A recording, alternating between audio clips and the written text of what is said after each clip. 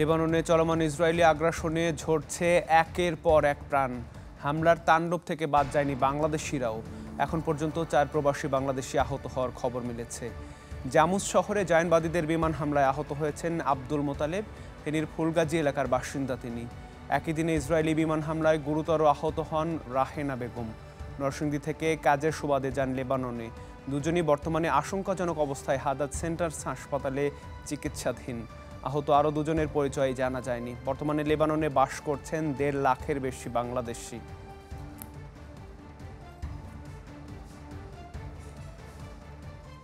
সবশেষ পরিস্থিতি জানাতে বৈরুত থেকে আমাদের সাথে যুক্ত হচ্ছেন স্থানীয় গণমাধ্যম কর্মী সুব্রত সাহা। সুব্রত, লেবাননের এখনকার পরিস্থিতি জানাবেন এবং সেখানে বাংলাদেশি যারা রয়েছেন তাদের সুরক্ষায় কি ধরনের ব্যবস্থা নেওয়া হয়েছে?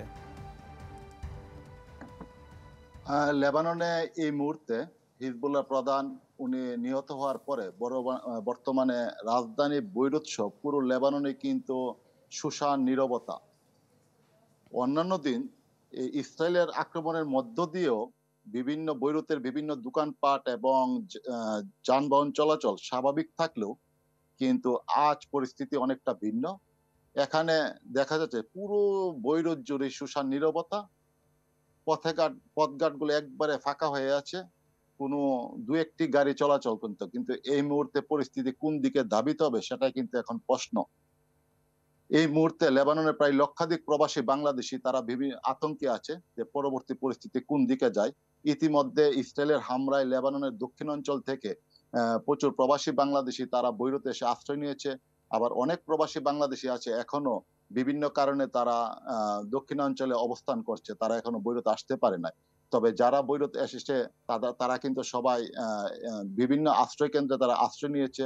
লেবাননের বিভিন্ন সামাজিক সংগঠন তাদেরকে বাংলাদেশ দূতাবাসের সাথে সমন্বয় করে তাদেরকে বিভিন্ন জায়গায় তাদেরকে আশ্রয় দিয়েছে এবং বাংলাদেশ দূতাবাসও তাদের যতটুকু তাদের মোটামুটি তারা পর্যাপ্ত তারা যতটুকু পারে তারা কিন্তু খাবার সরবরাহ করছে প্রবাসী বাংলাদেশিদের মাঝে যারা এখানে এই বৈরুতে আশ্রয় নিয়েছে।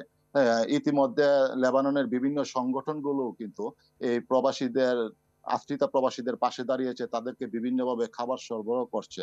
তবে এই মুহূর্তে অনেক প্রবাসী বাংলাদেশে যেতে চাইলেও কিন্তু বাংলাদেশের সাথে সকল ধরনের বিমান বাতিল হওয়ার কারণে এখন কিন্তু প্রবাসীরা বাংলাদেশেও যেতে পারছে না। তো এই মুহূর্তে প্রবাসী বাংলাদেশিরা লেবাননের এই সংকটে বলা যায় যে তারা অনেকটা আতঙ্কিত অবস্থায় আছে।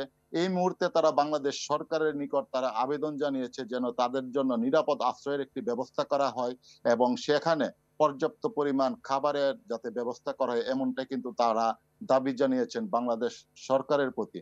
তারপরে কিন্তু এদিকে বাংলাদেশ দূতাবাস সেটি একটি ঝুঁকিপূর্ণ এলাকায় ছিল। পরবর্তীতে তারা প্রবাসীদের নিরাপত্তার কথা চিন্তা করে সেটি কিন্তু এখন সাময়িকভাবে বন্ধ রেখে অন্য কোনো বিকল্প উপায়ে অন্য জায়গা থেকে প্রবাসীদের কিভাবে সেবা করা যাবে সে ব্যাপারে কিন্তু বাংলাদেশ দূতাবাস উদ্যোগ নিচ্ছে।